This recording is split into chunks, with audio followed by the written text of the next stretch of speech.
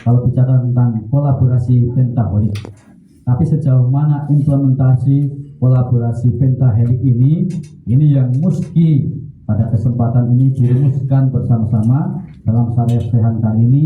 Sebenarnya peta jalannya, roadmap-nya pentahelik ini di Pasuruan Raya, khususnya Kota Pasuruan itu seperti apa. Alhamdulillah pada pagi hari ini tentu menjadi momentum yang sangat membahagiakan kita semua, dan kita bisa bertemu kembali pada kesempatan yang saya yakin ini adalah para petinggi-petinggi di masing-masing institusinya dan perusahaan masing-masing, dan menjadi perumus pengambilan kebijakan untuk membuat roadmap tentang pentahelik kita ke depan. Salam salawat nantiasa kita sampaikan kepada kita Nabi besar Muhammad SAW, dan kita semua yang telah dia melahir, kita senantiasa menunggu syafaat dari beliau. Bapak Ibu sekalian yang saya hormati, tentu saya tidak ingin berbicara banyak karena saya sebelumnya juga sudah menyampaikan bahwa saya jam 10 juga harus presentasi ke provinsi dan BKKBN pusat berkaitan dengan evaluasi penanganan stunting di pemerintah daerah. Nah, ini penilaian dari provinsi, tentu ini penting sekali bagi kita, dan sebenarnya di situ juga kampus bisa masuk. Nah, sejauh mana misalnya kampus juga dengan konteks konsep Merdeka Belajar, kampus Merdeka itu bisa membantu sinergi dengan pemerintah bagaimana menangani stunting kita. Di Kota Pasuruan yang notabene adalah wilayah perkotaan, tapi stuntingnya masih 18% hasil hitungan kita. Target pemerintah itu adalah pemerintah nasional, itu di tahun 2024 itu adalah 14%. Untuk Jawa Timur adalah 13%. Beberapa daerah kemarin itu di Jawa Timur ada beberapa yang sudah melakukan akselerasi, termasuk di dalamnya Pamekasan yang kemarin itu sudah 5%. Ya, agak dalam konteks logika kita, Kota Pasuruan dengan 4 kecamatan dan wilayah kota, sementara Pamekasan yang kabupaten dengan pedesaan, masa Pamekasan 5%, kita masih 18%. Masuk akal nggak logika kita? Nah, ini perlu yang menjadi pertanyaan kita, apa di atas kertas saja atau seperti apa? Bapak Ibu sekalian yang saya hormati, tentu kami mewakili pemerintah Kota Pasuruan, yogianya memang Pak Wali langsung yang hadir, dan saya baru semalam Pak Rektor dikabari untuk diminta untuk mewakili beliau, dan semalam juga karena baru pulang dari Malang karena kemarin menghadiri disertasi anggota BPKRI Pak Ahmad Dimir Supit yang anggota BPKRI di AK5 yang memang wilayahnya ada Jawa Timur dan Sumatera, dan akhirnya ketemu dengan beberapa stakeholder. Akhirnya baru malam dikabari, ternyata harus mewakili, sehingga tidak menyiapkan paparan untuk bahan diskusi pada pagi hari ini. Tapi yang menjadi prinsip bagi kita sejak awal, kami Kusipul bersama saya mulai dilantik sudah membuat komitmen dengan berbagai pihak, termasuk di dalamnya dengan kampus, berbagai kampus besar di Jawa Timur, termasuk di dalamnya Uniwara sudah membuat MOU. Bagaimana kita menyadari pemerintah hari ini harus merubah paradigma yang dulu semua ini adalah government centris. Semua berpikir bahwa pembangunan ini sangat bergantung kepada pemerintah. Ini mungkin tidak salah pada era-era pasca kemerdekaan, di mana memang yang powerful saat itu adalah pemerintah atau government. Sumber daya itu ada semuanya pada pemerintah. Tentu seiring dengan perkembangan pembangunan, paradigma pembangunan ini harus berubah. Sekarang tidak lagi government centris, tapi bicara tentang kolaborasi. Pasca government centris waktu itu dalam fase berikutnya fase kompetisi. Kompetisinya sangat keras sekali, sehingga kadang dalam kompetisi itu saling meniadakan. Hari ini itu sudah bergeser, pendulumnya bergeser pada konteks kolaborasi. Sekarang persaingannya itu tidak pada konteks saling meniadakan, tapi justru saling melengkapi. Yang itu adalah namanya komitmen kolaborasi. Hari ini pemerintah Kota Pasuruan juga menyadari bahwa dengan keterbatasan yang dimiliki oleh pemerintah Kota Pasuruan, APBD Kota Pasuruan itu hanya berapa? Tidak sampai 1 triliun. Dengan tantangan yang tidak ringan ekspektasi publik, ekspektasi masyarakat terhadap layanan masyarakat yang begitu cukup tinggi. Apalagi hari ini orang mudah sekali dengan perkembangan teknologi informasi dan komunikasi membandingkan dengan daerah-daerah lain. Kalau kita mungkin dibandingkan dengan yang di NTT atau dibandingkan dengan di luar Jawa, kita masih bisa berbesar hati. Tapi kita dibandingkan dengan Surabaya, dengan Malang, ya kita memang belum kelasnya.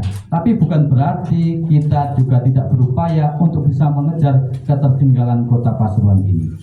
Maka menjadi sebuah keniscayaan, kolaborasi itu harus dilakukan. Dan itu harus dimulai dari mana?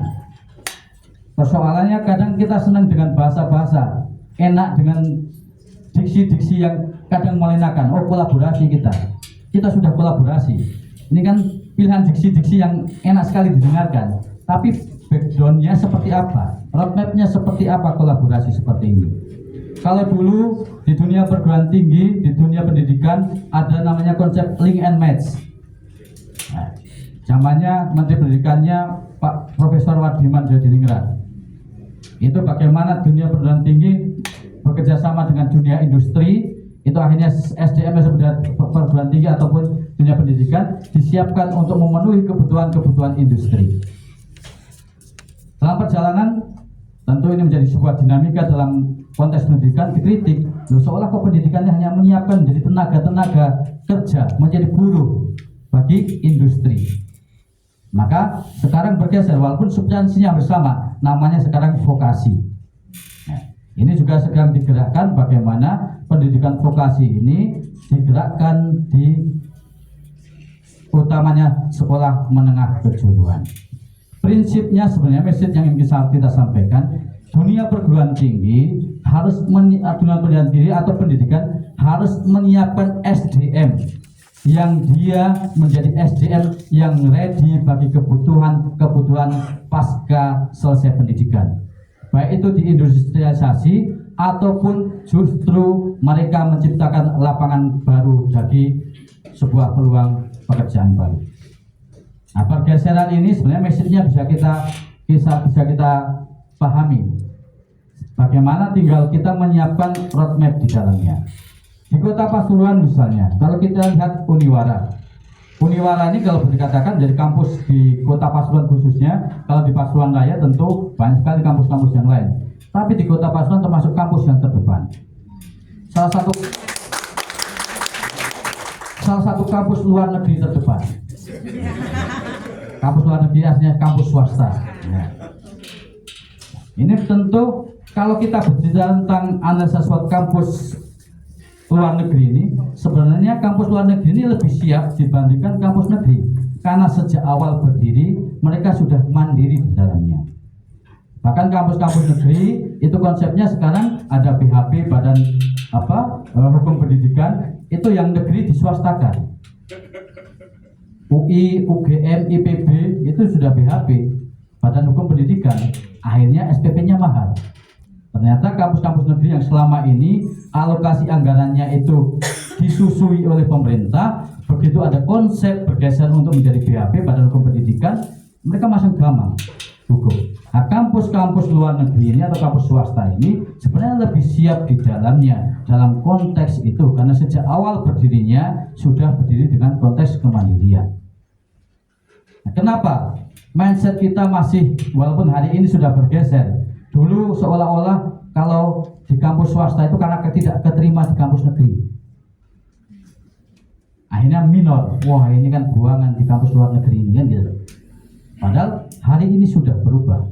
Di dunia perguruan tinggi, di dunia pendidikan, bahkan hari ini justru sekolah-sekolah swasta menjadi rebutan karena dianggap lebih mandiri, lebih punya konsep yang lebih matang di dunia perguruan tinggi. Dan ini menjadi tantangan kita semua, bahwa hari ini seiring dengan konsep kolaborasi, konsep kompetisi, itu harus mulai melakukan perubahan-perubahan di dalamnya. Dan ini harus dilakukan transformasi di dalamnya. Untuk itu, tentu kami di pemerintah Kota Pasuruan juga menyadari keterbatasan SDM, keterbatasan sumber dana, sumber daya. Ini tidak bisa kita mengerjakan sendiri. Sehingga penting sekali kita membangun komunikasi dengan perguruan tinggi, dengan dunia usaha, dengan masyarakat, dan satu yang tidak kalah penting dengan media. Beberapa daerah yang hari ini boleh dikatakan bisa melakukan pembangunan yang akseleratif, ternyata kalau kita kupas anatomi penganggarannya, ternyata belanja medianya juga tidak sedikit. Banyuwangi misalnya, yang hari ini dianggap menjadi salah satu pencontohan daerah yang melakukan akselerasi pembangunan, alokasi belanja medianya tidak sedikit, sering muncul di Detik misalnya. Itu memang gratisan? Kan tidak. Karena hari ini media menjadi bagian penting untuk, kalau dalam konteks Islam, syiar. Kita melakukan apapun kalau tidak diketahui orang lain pasti tidak tahu. Oh, ternyata kita bisa terlibat di dalamnya. Kita bisa masuk di dalamnya. Oh, ternyata itu sudah dilakukan. Oh, selanjutnya apa?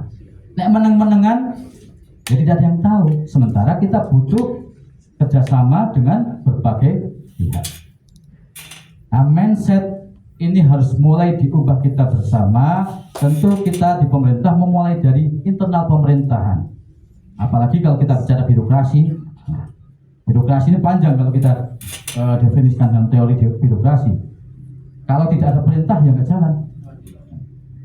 Karena takut, wah ini harus atasan dulu prosedurnya dan sebagainya. Nah, ini konteks hari ini, reformasi birokrasi juga sudah berubah. Dari sekian banyak indikator syarat tentang reformasi birokrasi, sekarang dipangkas menjadi 3 indikator saja. Maka birokrasi atau pemerintah hari ini harus berdampak. Apa dampaknya? Kalau Pak Jokowi mengatakan birokrasi itu bukan tumpukan kertas, bukan prosedur yang panjang administratif, tapi apa dampak yang bisa dirasakan langsung oleh masyarakat. Nah, ini tentu relevan dengan komitmen hari ini, bagaimana saresehan ini dilakukan dengan tema sinergisitas antar akademisi, dunia usaha, dunia industri dan dunia kerja, serta praktisi pendidikan dalam mewujudkan SDM yang berkualitas. Tadi sebelum masuk sempat prolog bincang-bincang sedikit dengan Pak Rektor. Hari ini saya lihat teman-teman Uniwara sedang melaksanakan KKN. Banyak, mungkin beda karena di perkotaan. Kalau dulu kita KKN itu 2 bulan, itu di desa-desa, di kampung-kampung, sudah nggak jauh dari kampus, kan gitu. Langsung berinteraksi dengan masyarakat. Ya, di daerah terpencil biasanya justru menjadi lokus untuk KKN. Kita berinteraksi dengan masyarakat. Ya, di situ ceritanya banyak. Ada yang sudah punya pacar, akhirnya putus, ada yang dapat jodoh dan sebagainya, kan? Itu dinamikanya. Tapi hari ini mungkin berbeda. Saya kebetulan berdialog dengan teman-teman di lapangan. Apa konsep KKN hari ini? Apalagi konsep pendidikannya sudah berubah dengan kampus merdeka. Di pendidikan sudah ada Merdeka Belajar. Mestinya memang proporsi. Kalau kita bicara tentang inline-nya dengan konteks pemerintah juga yang harus birokrasi berdampak, ya mestinya di dunia perguruan tinggi, di dunia pendidikan itu juga harus proporsi kelapakannya lebih banyak. Jangan sampai justru perguruan tinggi ini menjadi menara gading. Wah, bagus tapi tidak peduli dengan lingkungannya. Jangan sampai misalnya di Uniwara ini, di lingkungan Kelurahan Purworejo ini, Kelurahan Tembok ini, masih ada anak yang tidak sekolah. Padahal berdekatan dengan kampus yang core-nya adalah pendidikan. Enten badan Pak Rektor? Nggak ada ya? Nggak ada Pak. Nggak ada ya? Pastikan nggak ada ya? Oh, pasti nggak ada. Nanti ini lagi, yang sudah sekolah sampai tingkat apa? Kualitasnya seperti apa? Saya yakin di Kota Pasuruan masih ada anak yang belum mengenyam pendidikan. Saya bisa taruhan. Nah, ini meskinya Uniwara sebagai kampus yang kota pendidikan, mahasiswa memang harus turun ke masyarakat.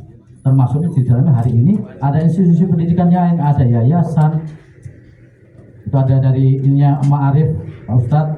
Nah, tentu ini harus sinergi dibangun. Bagaimana pendidikan ini menjadi. Dan kenapa kita bicara tentang konteks pendidikan?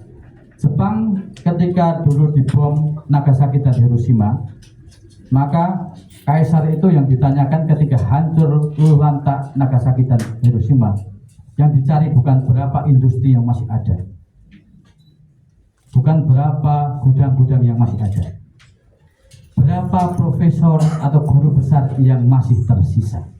Itu yang ditanyakan oleh Jepang. Maka Jepang mengejar ketertinggalan pasca Perang Dunia Kedua itu adalah di dunia pendidikan. Dan hari ini kalau kita lihat negara-negara yang maju itu adalah justru dimulai dari negara-negara yang memang core-nya adalah di pendidikan. Memang kerja-kerja pendidikan ini kerja-kerja sunyi, apalagi dengan era sekarang.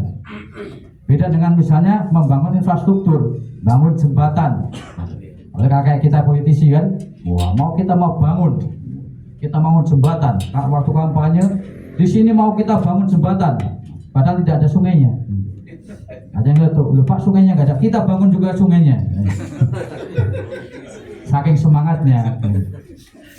Padahal hari ini kita bukan menanggalkan atau ini tentang pembangunan fisik, tapi ketika bicara tentang kerangka jangka pendek, jangka menengah, jangka panjang, maka dunia pendidikan ini harus punya fondasi.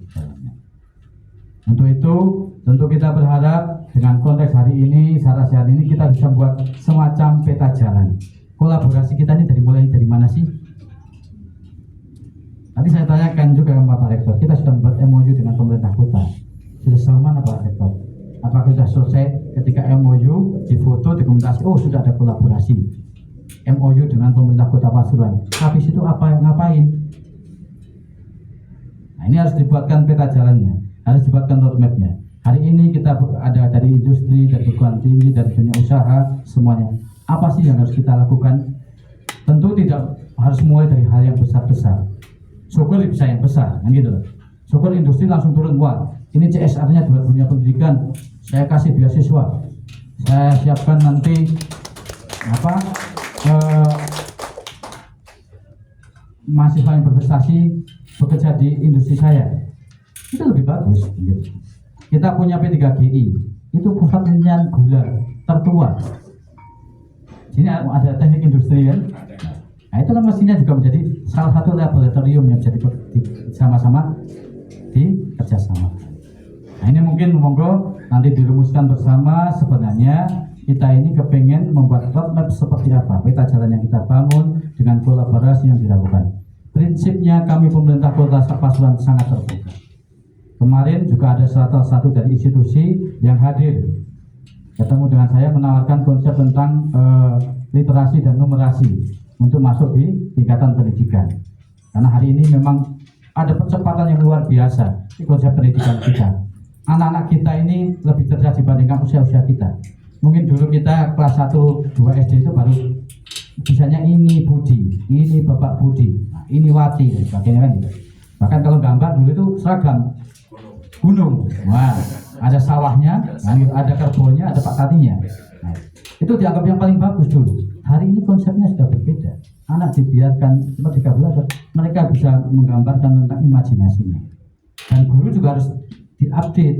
Jangan-jangan gurunya karena dulu waktu kecil gambarnya itu masih gambar itu, ternyata yang sama-sama dengan seleranya guru waktu kecil itu yang dikasih nilai yang bagus. Nah ini tentu adanya perubahan-perubahan ini perlu juga kita mengikuti, melakukan transformasi di dalamnya, sehingga kita harapan kita sinergisitas ini benar-benar bisa kita lakukan di dalamnya. Sekali lagi kami sampaikan terima kasih, mohon maaf yang sebesar-besarnya kita bisa mengikuti diskusi sampai selesai karena saya harus presentasi dengan BKKBN dan pemerintah Provinsi Jawa Timur. Tapi saya yakin Pak Rektor ini punya niatan untuk melakukan sarjana ini dengan komitmen bersama. Harapannya bukan hanya secara formal dilakukan, tapi nanti juga dirumuskan peta jalannya seperti apa, positioning perguruan tinggi itu di mana, dan juga kami pemerintah Kota Pasuruan juga insya Allah siap kalau ditaruh di posisi yang seperti apa.